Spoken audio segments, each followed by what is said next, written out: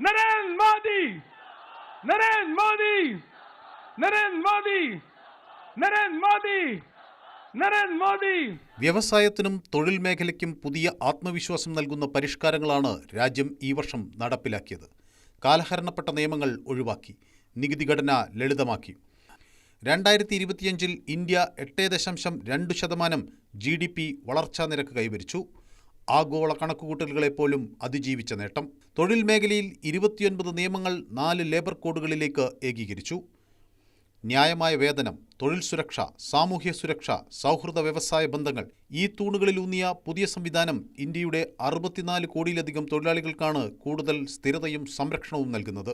സ്ത്രീകളുടെ തൊഴിൽ പങ്കാളിത്തം വർദ്ധിപ്പിക്കാനും തൊഴിലില്ലായ്മ കുറയ്ക്കാനും പരിഷ്കരണങ്ങൾ വഴിയൊരുക്കി.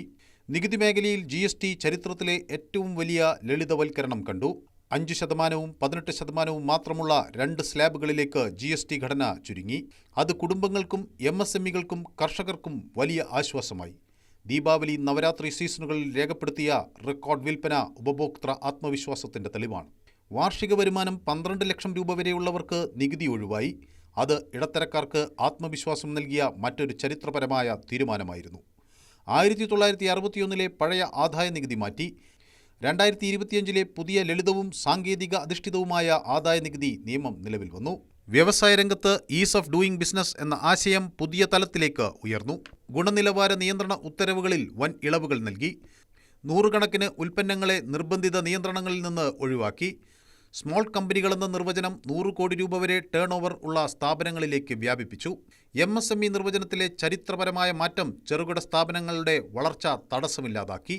നിക്ഷേപവും ടേൺ ഓവറും വർദ്ധിപ്പിച്ച് ആനുകൂല്യങ്ങൾ നഷ്ടപ്പെടാതെ സ്ഥാപനങ്ങൾക്ക് വളരാൻ കഴിയുന്ന സാഹചര്യം രൂപപ്പെട്ടു.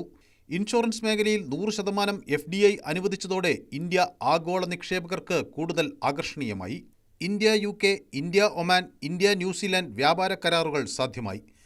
അതോടൊപ്പം യൂറോപ്യൻ രാജ്യങ്ങളുമായുള്ള വ്യാപാര കരാറുകൾ കൂടിയായതോടെ ഇന്ത്യൻ ഉൽപ്പന്നങ്ങൾക്ക് വിപുലമായ ആഗോള വിപണികൾ തുറന്നു.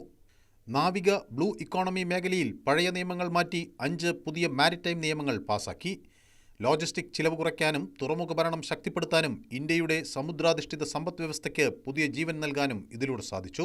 ജനവിശ്വാസ പരിഷ്കരണങ്ങൾ വഴി ചെറിയ സാമ്പത്തിക അബദ്ധങ്ങളെ ക്രിമിനൽ കുറ്റങ്ങളിൽ നിന്ന് ഒഴിവാക്കി.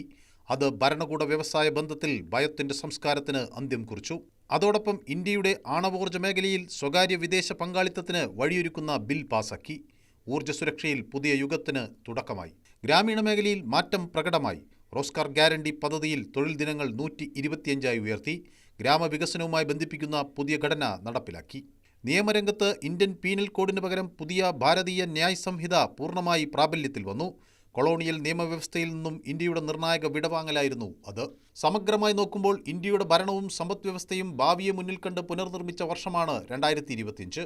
സുതാര്യതയും വളർച്ചയും ആത്മവിശ്വാസവും മുൻനിർത്തി വികസിത് ഭാരത് 2047 എന്ന ലക്ഷ്യത്തിലേക്ക് ഇന്ത്യ ഉറച്ച ചുവടുകളോടെ മുന്നേറുന്ന കഥയാണ് ഈ പരിഷ്കരണങ്ങൾക്ക് പറയാനുള്ളത്. News desk, News 18.